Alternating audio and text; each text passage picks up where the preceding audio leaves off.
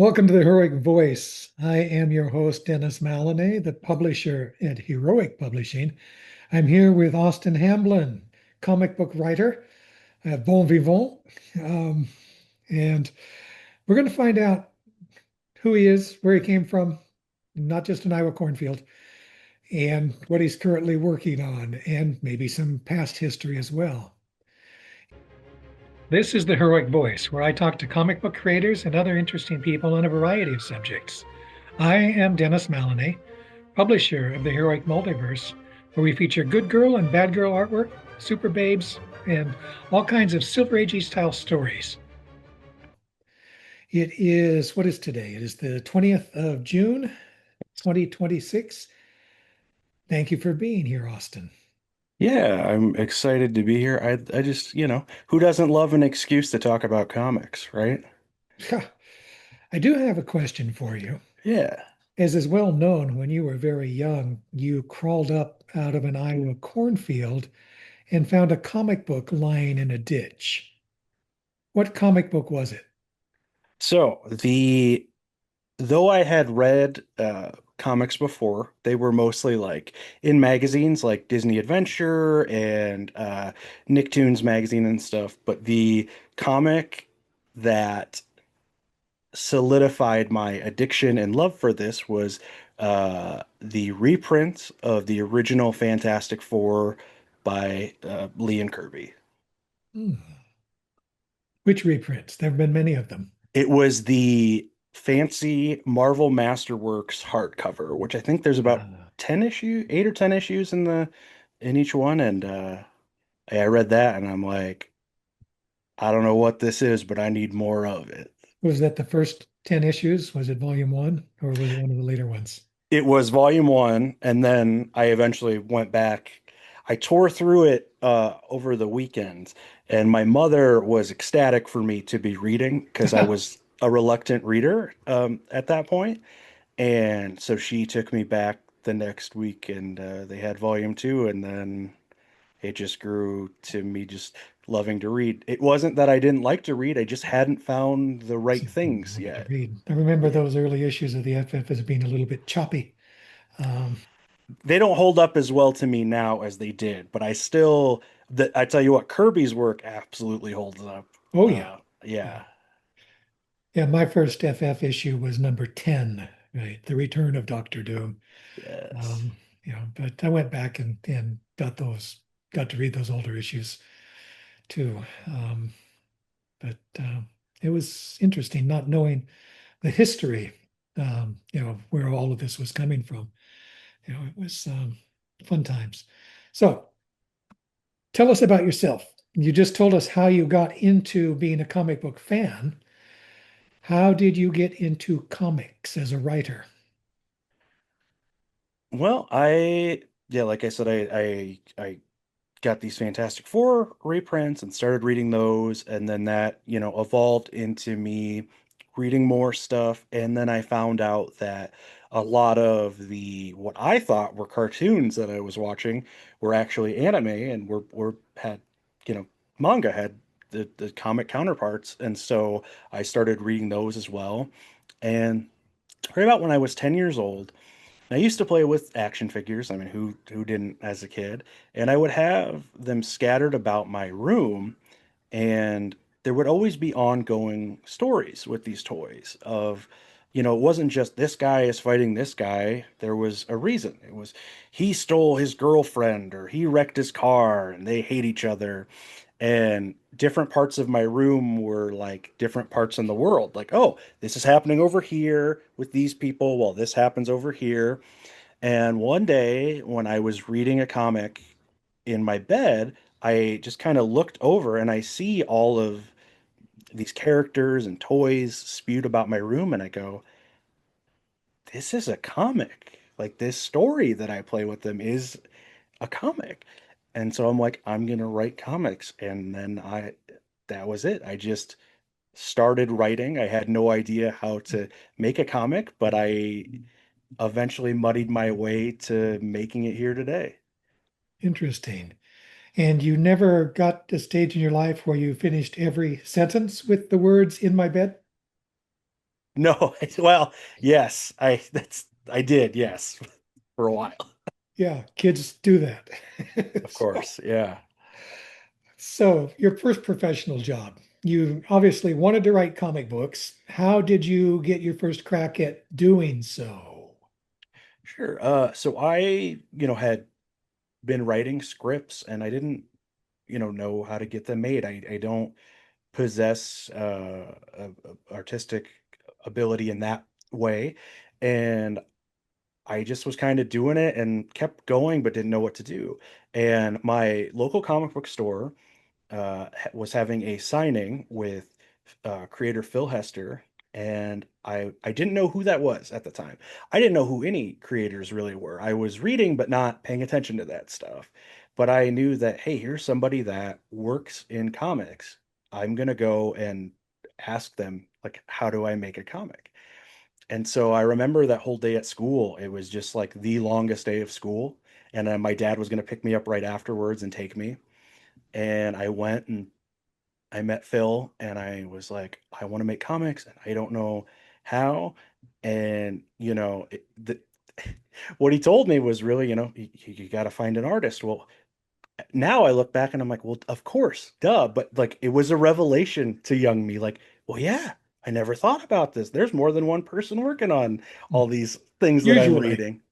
Right, right. And I had tried with some different local people to make some stuff, and I would always do my part and nobody else would do theirs. But I worked through high school at just a little grocery store down the road, and I took that money and I met some men online when I was in high school and hired them to draw some short comics. And I put out a collection of short comics called The Trial Run when I was a senior in high school. Oh, did it sell? Yes.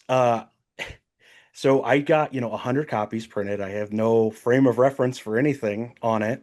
And they weren't regular size comics. They were a little smaller because I had to do all the formatting myself, a first page, last page, because the local printer had never printed a comic before. So I printed like a kind of template from my parents' computer and gave it to them along with the files I'd formatted. And so I take this box of comics to my rural Iowa high school, and everybody wanted one. Oh, I that's great. I was like the de facto comic guy. There was nobody else that was interested in that stuff, but everybody like thought it was cool and was supportive. So in between classes, I was late to every class that day because I was selling comics and signing comics, but it wasn't just to the other students. I had teachers buying comics from me. I had the janitor, the office ladies, and I sold out of that 100 books in the first day, and had to get more. It was You awesome. said you sold out. Do you still have any copies of that? I do. I have one copy because I keep at least one copy of everything that I've worked on, and then obviously my parents and my sisters, they have their copies as well, and it was cool. There were some people though that it's so foreign to some of these people comics that they thought that they're like, "Oh, I need to buy two of these because you're going to be Stan Lee and I need you to sign one to me so I can prove to people that I knew you, and one that I can sell on eBay, so I can buy a car." And I'm like, "Well, I appreciate your faith in me. Don't know if that's gonna be how it goes, but I do appreciate it." That's funny. I remember, when I was in high school, I would write and draw, a daily comic strip that circulated, in our math class. Oh, that's awesome. Yeah, so, but my artistic skills are somewhat limited. So, I've actually published a few of my drawings, but they're not up there with the stuff that you see behind me on the wall. There are a Right. lot of wonderful artists out there, and I just don't measure up to that. So, professional, right? You were a professional. You were selling comic books. right? But getting into the industry, how did that happen? It was really a culmination of years of making or going to conventions so where I'm at in Iowa, it is the middle of nowhere, but It's the middle of Iowa. yeah, it Chicago is 5 hours away, Minneapolis is 4 hours away, Kansas City's 5 hours away, Omaha is 4 hours away. So I could get to like decent sized conventions in all these areas, and I'd go and meet people, and I was always pitching comics to publishers, with pitch packages and all that stuff. And I didn't just do that though. I think there's a lot of people that they'll pitch stuff and, nobody wants it and they leave it at that. I was self-publishing books. And so I would keep going to conventions and run into people and be like, "Oh, here's my new stuff," and I would write short stories in different anthologies. I was any way that I could get something into hands of people, I was doing. Um, Very kind of guerrilla DIY type stuff. And just eventually through all of those things, you do the work for years to become an overnight success. Sure. And that was what it was. There's only ever been two options for me in my head, and it's been either succeed at these creative things that I want to do or die. And some people hear that and they You could do take it the both. that is true. And well, they take it the wrong way. They'll be like, what my meaning is that I will keep try if I don't succeed, I'll keep trying up until the point that I pass away. Ah, that's um what you mean. Okay. yes, the way that it sounds is not the way that I meant it to sound, and I realize that now. Okay. You've done work for Top Cow. You've done some work with Image. Tell me about that. What was that experience like? It's terrifying, honestly very terrifying. It was, I did a short story for this anthology that Top Cow was doing, and I knew that when I turned my script in, that Matt Hawkins would be giving me notes on it. And I had was a fan of his stuff. I really like Think Tank, and it's also a guy that has been around in the industry for a long time. He was one of the early people at Extreme Studios with Rob Liefeld, and then obviously then into his role at Top Cow now. And I was just so scared, and it was the best kind of scared though, where it made me get the best out of myself because I didn't want to look like a fool. And that doesn't mean I didn't get notes. Absolutely. There was notes, and it was all right. Everything that I got was like, "Oh yeah." It was like, "Hey, this is good, but if you did this, it would be better." And I'm like, "Yeah, that you don't know what you don't know." And that was actually the original short story. It was a lead-in story to what would become the full series for Big Gun Stupid Rednecks.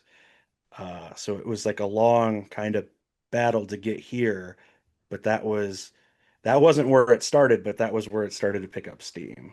Hmm. And with Image? Yeah, so I had this idea for a long time, and I pitched it to different places, and I had different artists attached, and I got a lot of, "Oh, this is great, but this doesn't fit what we're doing. This is really interesting. It's too weird for us." And it kind of would like go on the shelf for a little while until I could figure out a way to try to bring it back and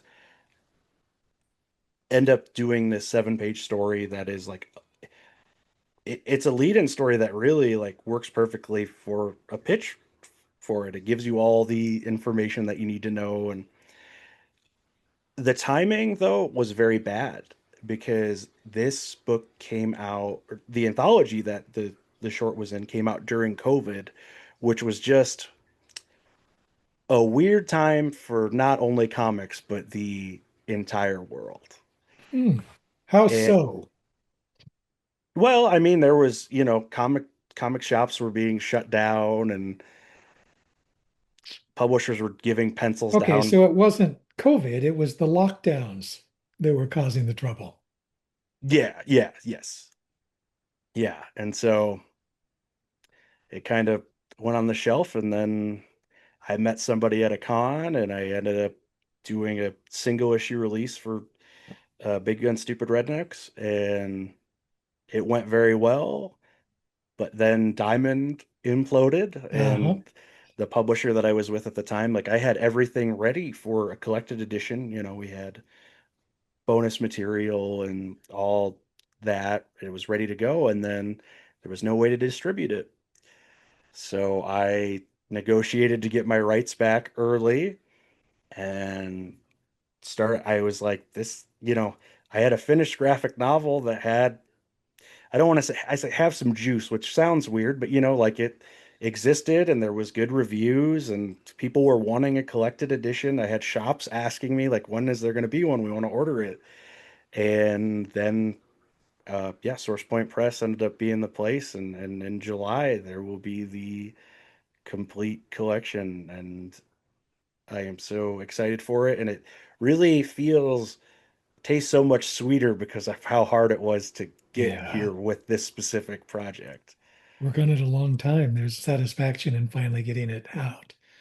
Let me ask, how did you finance this? Did you do a fundraiser of some kind, or did someone else pay for it, or did you do it out of pocket? So the I had this, 7-page story that Top Cow had published, and it worked perfectly as like my pitch pages for it. And so I had a pitch ready and was sending it out with Donnie Tran was the person who drew the short, and he was, ready to do a full series with it. And, you know, no one was interested. And so he went and did what he needed to do, found work elsewhere. Totally understand. And I ended up with Band of Bards getting a years later getting a publishing deal with them to do the single issues, but I didn't have an artist attached. It was the weirdest thing ever. And so I had a greenlit series with no one to draw it. And so I this is before Twitter is how it is now. It used to be much easier to your stuff to be seen by people. And so I did kind of a open call, right? Like looking for someone to draw this book. And Mariana Maria, who drew it, ended up reaching out. And we knew that it would get published and that it would make money, but it would be a back end thing, and she was good with that. And Good. so we did that, and we did make money from the single issue release, and now hopefully it Yeah. sells well in the collected edition, but that's kind of how that all worked out. It was very weird. I've never made a comic like in that way before, but There are different ways to make different comic books. It sounds like you stumbled onto something that worked for you. So, yeah, there's no wrong way to do it. yeah. It's Okay. just, yeah. Personal question. You reached out to me, and that's how we got in touch. What prompted you to do that? I am curious.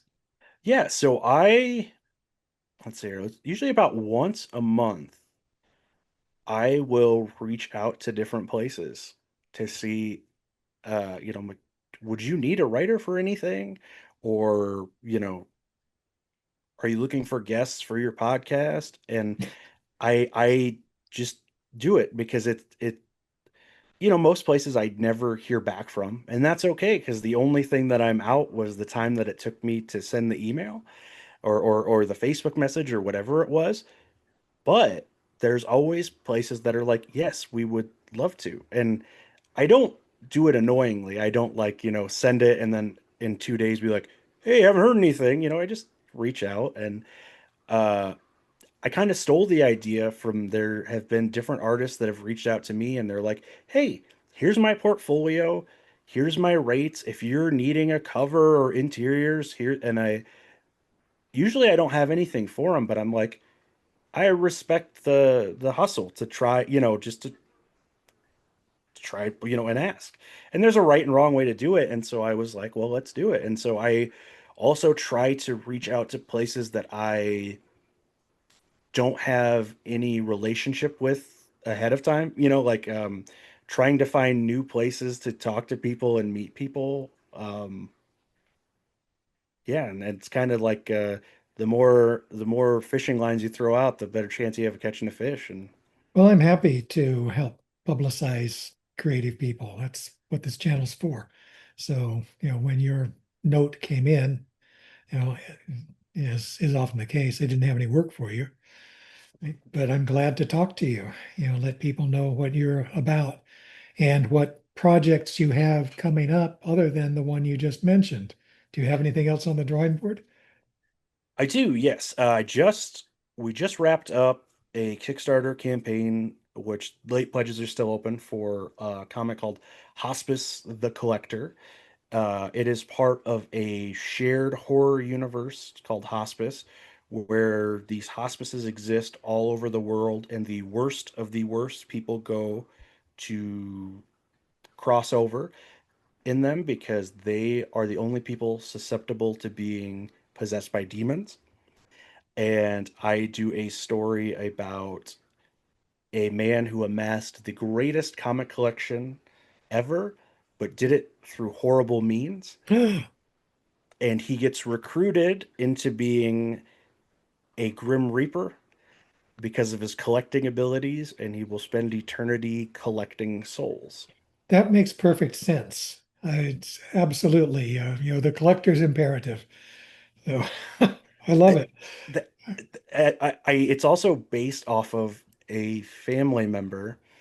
I have a cousin named Alan who passed away unexpectedly about 7 years ago, and he was a huge comic collector, and he left me his entire collection.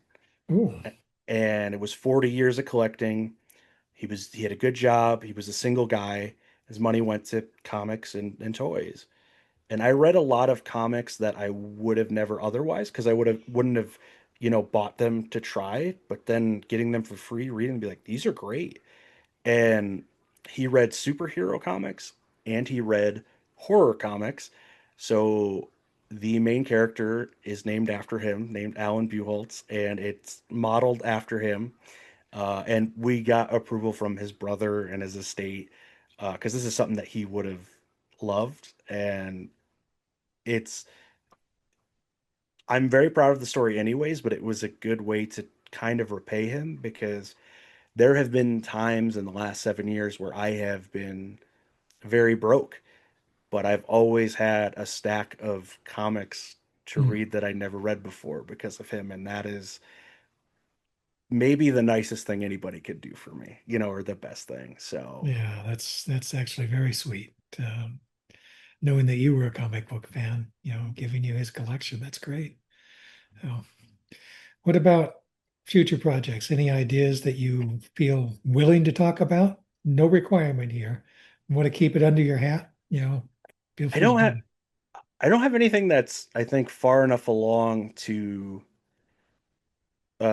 talk about. But I do this is writing, but not writing comics. I am a staff writer at Comic Book Resources, so there I will consistently have articles going up there. I do um, news coverage for comics, and then also will write like features on top 10 lists. So I did one a couple weeks ago about like 10 DC characters that are not being used that I'd like to see used, and it was basically me writing the article is basically how I would write them if I got to write them. Um, Okay, so now that you brought up the topic, which of those characters would you most like to write, should the opportunity present itself?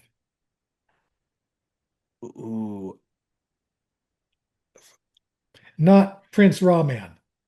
no, no. And this is tough because like I have Ragman on there, and I would love to write Ragman. I had OMAC on there. I'd love OMAC. But I think it's got to be. Oh my gosh, why am I? Oh, Dial H for Hero. Really? Robbie Yes, Reed. Oh, yes. Well, I don't know if I would use him specifically, but the dial would make a return. okay.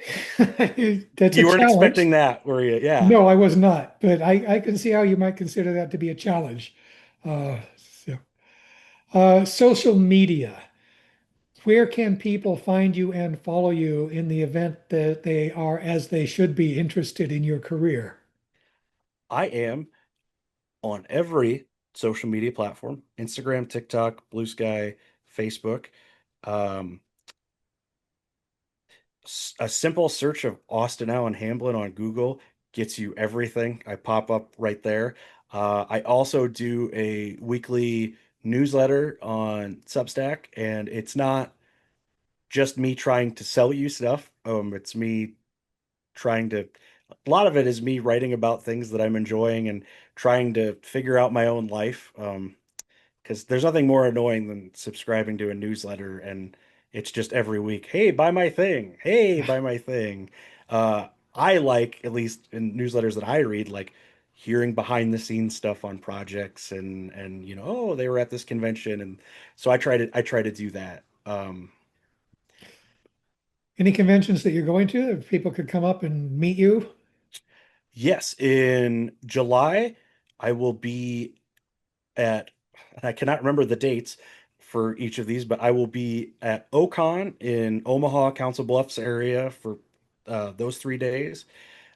Cedar Rapids, Iowa QuadCon, and then I will be doing a signing for Big Gun Stupid Rednecks in Iowa City at the end of July, and in Sioux Falls, South Dakota at Rainbow Comics.